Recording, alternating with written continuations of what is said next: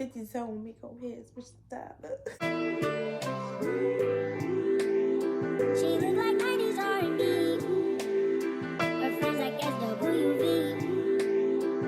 Hey babes, it's Trenaejxo, aka Trenaejxo. Welcome back to my channel, guys. As you can tell by the title, we're doing a little get ready with me, a 90s inspired get ready with me to be exact. This video was super fun to do. As you can see, I'm rocking like a little bob moment. I feel like this hairstyle is super 90s, and so when I did it, it motivated me or inspired me to want to do like 90s makeup, 90s outfit, go all out. As a woman, you should be able to relate to this, and hit the thumbs up button if you know what I'm talking about. But different hairstyles go with different outfits. So when your hair is a certain way, it inspires you to want to like dress a certain way or have a certain like type of outfit. This was the vibe that I was feeling. I feel like this is a 90s bob, and this was inspiring me to want to do like 90s makeup and my 90s outfit. Okay, I always say like the 90s was a good time. Like if I could go back to any time, it would be the 90s. The 90s was just like everything was good. The fashion was good, the music was good, like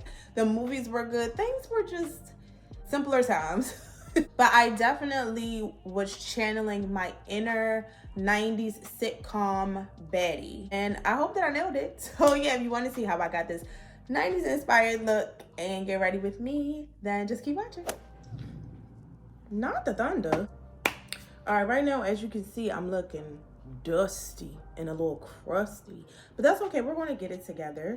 My hair is super frizzy because I've been working out. This is the only thing about when you have leave out and you're working out and it's the summertime, it's 100 degrees outside, like natural life. Okay, so the hair is what we're going to be taking care of first. I like to do the hair first usually when I'm getting ready, just in case like I need to curl it or something like that. Like I can let the curls sit and set. But first I need to put some chapstick on, girl, because so yeah, I'm headed out to get some food, so I thought it would be fun to just get ready. I actually enjoy doing get ready with me. These are probably like my favorite type of video to do. It's the least amount of effort because like I'm getting ready anyway, but now I'm just getting ready on the camera. You get what I'm saying? And it's fun because you guys get to like sit down, chit chat with me, all that good stuff. Okay, so clip this out of the way. All right, the way that I get this bob is by using a curling iron, and I don't hold the curlers there for long because I don't want it to be super tight. I just want to like bend the ends, and then once I curl it, I like take the round brush and like pretend like I'm actually like doing the round brush method with the blow dryer to get it to form the curl. And yeah, so I just do that on my whole head.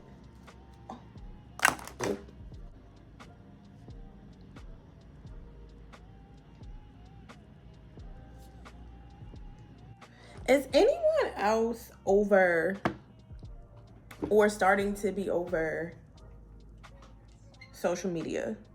Like I feel like Instagram is going down the tube, and then I feel like TikTok now has become so clickbaity. Like everybody is consumed with making content that they want to go viral, so people are just on there doing and saying anything. And then as far as like Twitter, that's probably the only app that I could tolerate the most at the moment. But at the same time, that can get overwhelming because I feel like Twitter is like being in thousands and thousands and thousands of people's brains all at one time. If y'all ever saw that movie What Women Want, with, is it Mel Gibson? Is that who it is? Imagine being in a room with like 1,000 people and being able to hear their inner thoughts all at the same time. You get overwhelmed, and like that's how I feel like Twitter is sometimes. But I'm starting to get annoyed with Twitter because I saw the tweet the other day, and it said like everything is not a think piece. Sometimes people just want to be random, weird, or funny. And I don't know at what point we got into this type of like culture on social media where everybody's anything anything that anybody ever says becomes up for debate. It's just like, bro, sometimes it's not that serious. I mentioned this before in one of my other videos. Like, there was a whole debate on Twitter about, okay, if you say it's a clean girl aesthetic, then you're implying that if somebody does not look like this, that they're dirty. And I was just like, what? Like, why can't people just say things sometimes? If someone says something hateful, if someone says something discriminatory, if someone says something that's just wrong, like, then yes, let's correct people, let's hold people accountable. But if somebody just basically like states their opinion and is not at the expense of another person, someone's sexuality, a culture, a specific demographic, why do we feel the need to argue with somebody about what their opinion is? And I don't mean like healthy debate. I mean literally like going back and forth, arguing in the comments. Social media has now become exhausting because who wants to deal with that every time they get online for a good time? Like, at the end of the day, it's supposed to be a form of entertainment. But now I can't even be entertained because anything that I say or find entertaining, there's somebody waiting in the darkness, like ready to pounce on you, waiting on their opportunity to just unleash on you all the things that maybe they have been suppressing from past experiences. I feel like that's what a lot of it has to do with. I don't even understand why people do that. Like, I've never been the type of person to go back and forth with somebody that I do not know, a random stranger online, about things that I disagree with. I feel like if I don't subscribe to that, if it does not resonate with me, I don't feel the need to be like, no, you wrong, you ugly, your mother is poor, your kids bad, and they never going to amount to nothing when they go. Like, I don't feel the need to go in on people like that. It's just, all you need to do is keep scrolling. I was watching a video on TikTok where somebody had mentioned like talking about internet etiquette, and I was just like, people have none. It appears as if people don't even feel like internet etiquette exists. Like, it's even a thing. I believe from what I see and have experienced that people just feel like the internet is open territory. And while it is public knowledge, you do put your life, thoughts, whatever out on a public platform. Why does everything have to be open to scrutiny? I just think that sometimes people need to just like, it's like people be looking for an opportunity to be nasty or be mean. But what's crazy is that a lot of the stuff that people be saying online, they would never say to your face if they had the opportunity. So like, I just want people to stop. Twitter is like that. TikTok has become that. And I feel like the only place that doesn't really happen is on Instagram. But all the changes that are being made to Instagram makes it like not even a pleasurable experience for the user anymore. I appreciate the platform that Instagram gives content creators, gives businesses. But I feel like with that, they have forgotten about the average consumer, the average Instagram consumer who's not a business entity, who's not an entrepreneur, who's not like a brand, who's not a content creator, just people who literally want to interact and connect with people on social media. Instagram at its core is supposed to be a social network, right? I feel like they're stripping away that aspect, and it's become so sales based. Like, it's not pleasurable for even me, because yes, I'm a content creator, but I don't always want to get on Instagram for that. Like, yes, but like, let's find a middle ground. Let's create some balance. And it's like I said, like, Adam, bro, you can't read the room. Like, the CEO, is he the CEO? He made a whole video basically stating like, oh yeah, we're prioritizing video content because that's what everyone is doing, or that's leading the platform that's performing the most. And it's just like, bro, y'all said that y'all was prioritizing video content, so that's why everybody started to create video content. Instagram is supposed to be a photo sharing platform. That's what people got on Instagram for. People get on Twitter to be able to just let off their thoughts and to create conversations. People get on TikTok because they don't want to have that direct connection or aspect of being able to create a community. Like, we don't necessarily, a lot of people don't necessarily use TikTok for that. That's not why people got on TikTok. They got on TikTok just to look at videos, not because they wanted a sense of community. I feel like that's what Instagram's bread and butter was. Like, that was the foundation of why they even started. So, and now I feel like they're just trying to take pieces from every other social media outlet and mush them all together and slapping Instagram on it. And it's like, no, we don't want that. You post a picture, it's nobody's even seeing it. It's not even performing well anymore. You might have used to got, and even though it's not about the likes, I feel like that's about people not even being able to see your stuff. At one point, you might have been able to get 150 likes on a picture. Now you only get 35. It's like, oh, I posted that on Instagram. Oh, did you? Because I didn't see it. Meanwhile, my timeline is filled with suggested posts. Oh, people you may know. Like, I don't want to see people I may know. I want to see the people that I actually do know, that I hit the follow button.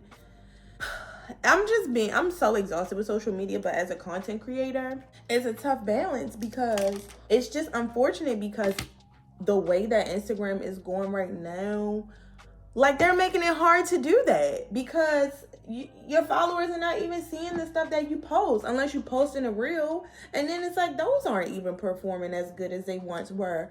I feel like, I don't know, but Instagram need to get it together. So honestly, that's why I don't even be bothered to post on Instagram like I used to. Honestly, I'm just like, I'll just post on my story. Even that, they stole that from Snapchat. It's definitely giving America. America is famous for stealing something from somebody else's child and trying to make it their own thing.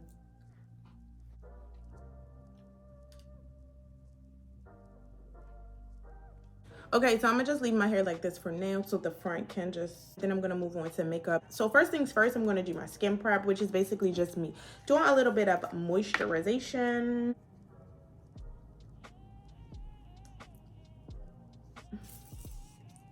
For foundation, I'm using my old faithful girl, the L'Oreal Infallible Pro Glow. So the only thing about this is like a dewy formula, but 90s makeup was always matte. All the time, matte. Everything was matte. The lip, the eye, the skin. So that's where we're going to try to make sure that we nail.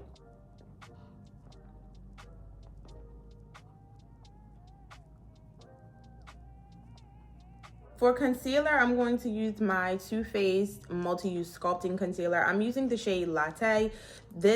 I normally use two concealers, one to conceal, one to brighten. I'm not going to use my brightening concealer today just because usually for the 90s, they didn't have a really bright under eye.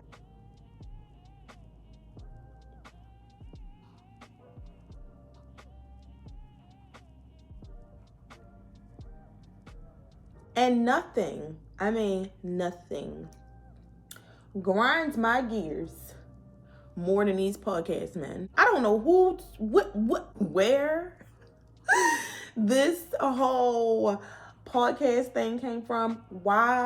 Who gave all of these men a mic? These podcast men are crazy. The only thing that bothers me about a lot of these relationship-based like podcasts and stuff like that and relationship-based content is that I feel like none of them add to the conversation of how can we be better.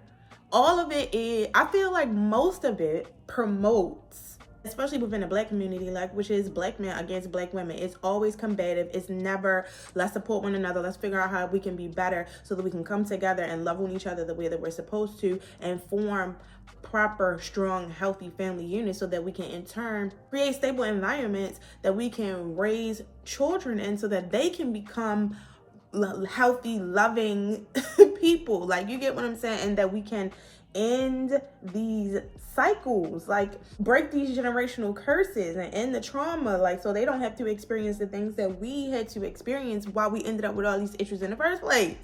I feel like they're all like, you know, love on you, F that man. The quickest way to get over one man is to get under another. How to get a sugar daddy, like how to get a man with money. And then the men are bashing like women are gold diggers and high value woman this and submissive woman that. Like, and I know some of it is just for shits and giggles. That's fine. I'm not necessarily saying that any of these tactics may not work for people. However, none of that stuff will sustain you at the end of the day. Like, I think that the main thing is, like, people be doing stuff for temporary satisfaction, obviously, but then once that fizzles out, you back to square one.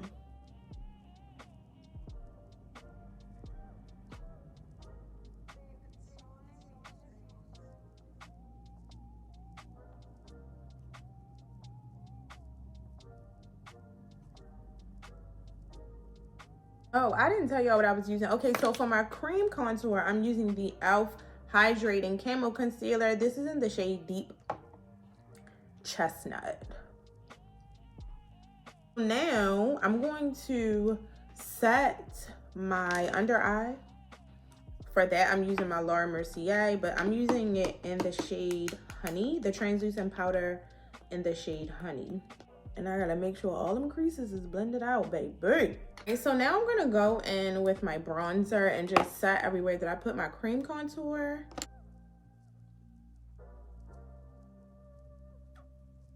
And then I'm gonna go in with my face powder. So this is just my powder foundation. And I'm going to set everywhere else. Because remember, like I said, this needs to be super, like, matte. Okay, so far we're looking good. So now I'm gonna go in with blush. I'm using a little bit of my blush stick just because it's pink. And I feel like in the 90s, they did more like rosy blush as opposed to like peachy tones. They did more like rosy wine, those types of colors.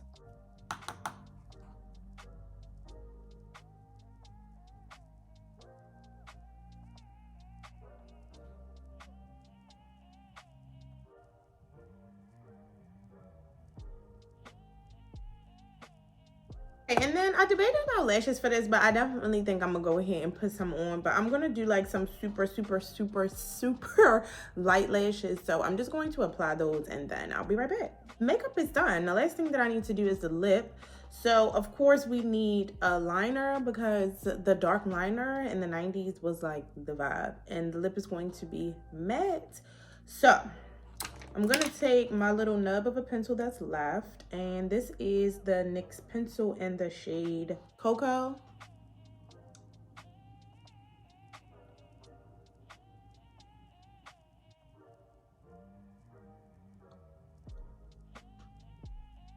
And then I'm gonna take the NYX Soft Matte Lip Cream in Cape Town.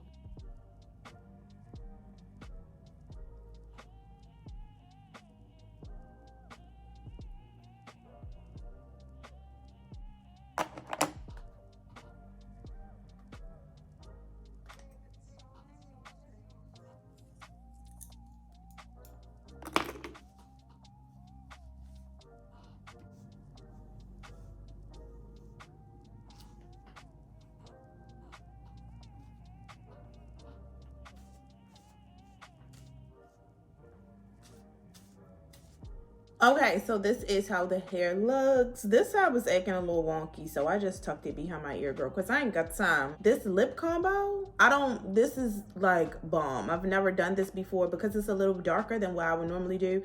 And it killed me not to put a gloss over top of this. So I'm definitely gonna have to run this back.